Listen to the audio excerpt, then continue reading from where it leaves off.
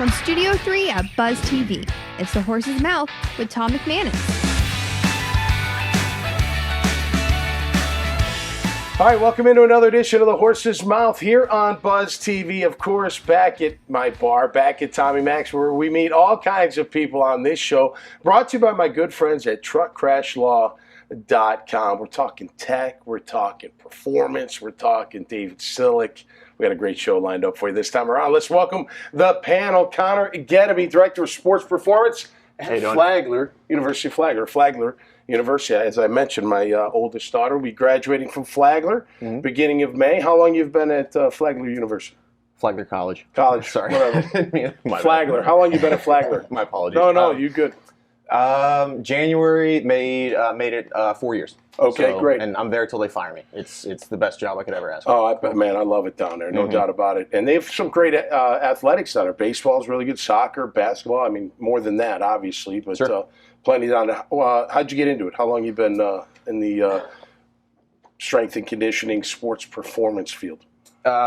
Almost a decade. The most abridged version I can give you is I didn't start out as I started out in college as a video and television major. Went to Hofstra University up in Long Island. Very long story short, switched to exercise science. Just got really lucky that they also had some phenomenal professors there that guided me towards, it wasn't just like I know I made the right decision with exercise science, but then they helped guide me towards intern with the Hofstra strength and conditioning. Sure. And 30 minutes into the first day, I was like, yeah, I'm going to do this for the next 50 years. Cool. And then made a couple of different stops. Did a graduate assistant position at Waldorf College in Iowa. Okay. Worked with Pittsburgh Penguins Elite, so they're like AAA hockey, like 18U and down. Cool. Worked at the University of North Florida. That's what got me down to Florida. Okay. And then about, like I said, little over 4 years ago, was lucky enough to land the Flagler job. The Jets training camp is at Hofstra, right? Would you get any internships? Weren't they at Hofstra for a little bit or no? I think it was. Okay. I think I was there just after they had switched, or it was kind of a transition period. Okay. So we did get some of their old gear. Okay. So some of the like we were just talking beforehand, it's a lot more technology based now. Yeah, it is. There's a lot more things that can track things like that. And they were like, yeah, we don't need this $12,000 piece of equipment. Here you go. Nice. So we were lucky in that regard. Cool. Well, great to have. How closely do you work with athletic trainers on every day, avoiding injuries or rehabbing from injuries? Yeah, not just every day, every hour. I mean, their office. Fortunately, their offices are directly under ours. So you're integral. Yeah, you got to work with them big time for sure. I've been at a couple of places where it's never been a toxic relationship, but it's been sort of standoffish. Of hey, we're doing don't tell us how to program and don't tell us how to treat athletes. But here, it's very just like, look, we have a shared goal, and it's keep them healthy and win games. Number one. Got to keep the players healthy, no doubt about it. Great to have you on the show, Jesse Friedman. How are you, my man? Good, man. How are you? What are you doing? You're building EOS. Yeah, platforms? EOS. It's entrepreneurial operating system. Okay. Gino Wickman. Gino Wickman, you got it. So there's a book called Traction that Gino Wickman came out with, and it's kind of laid out that system. And what I do is implement that system with small to medium-sized businesses. Okay. So over about 2 years, we call it a people operating system. So like you'd have an operating system on your phone or your computer that kind of keeps all the apps together. This is a people operating system. It's not a software. We work with the leadership team. What kind of businesses? Are you agnostic, or do you It's literally anything. It works for anyone. So basically, we look between 10 and 250 employees, usually between $1 million and $150 million in revenue. That's kind of our sweet spot. But I have a couple smaller and a couple larger than that. But it really does work across it. We're talking like HR, payroll, that kind of stuff? No, we're talking about the leadership team. And what we do is we work with them on three things. So we work with them on vision, which is just from getting everybody on the same page with where we're going, the company's going, and how we're going to get there.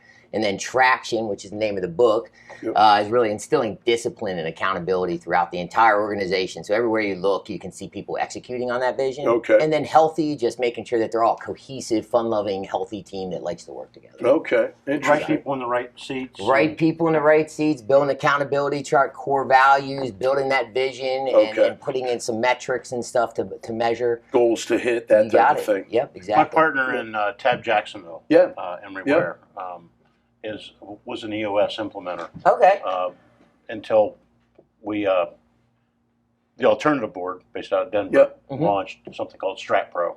Okay. And they're sort of similar sort of programs, Yeah. driven programs. Jesse, what's your background? Have you always been involved? Yeah, so I in owned tech, a few or? businesses, and really that's kind of how I got into it. Is my last business that I owned prior to this one, it was running, it was kicking butt, but man, my family sat me down and were like, "You're never home." Right. I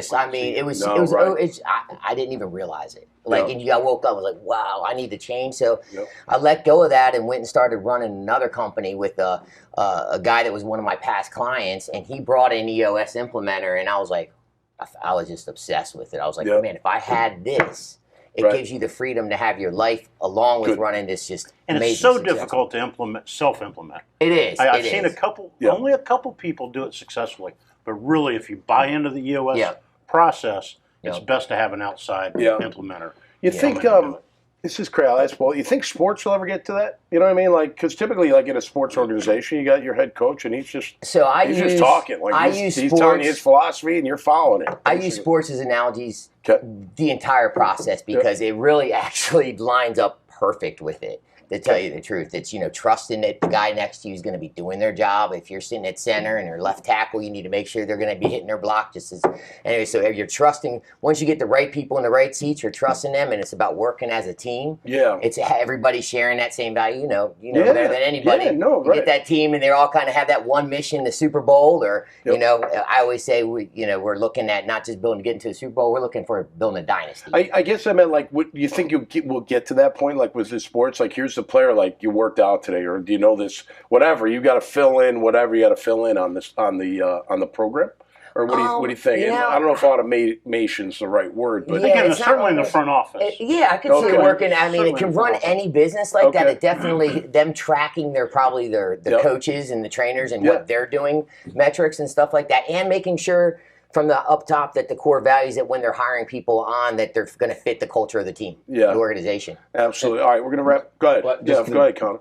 With regards to like using technology within sports, getting down to getting into the weeds, like the real brass tacks of like tracking athlete readiness and things like that. Like as you said, Coach Ashley Martin, our women's soccer coach, is very happy with how essentially every single coach in our department does things, but he is probably the best in terms of periodization and making sure that he's tracking his athletes' readiness on a day-to-day basis. Absolutely.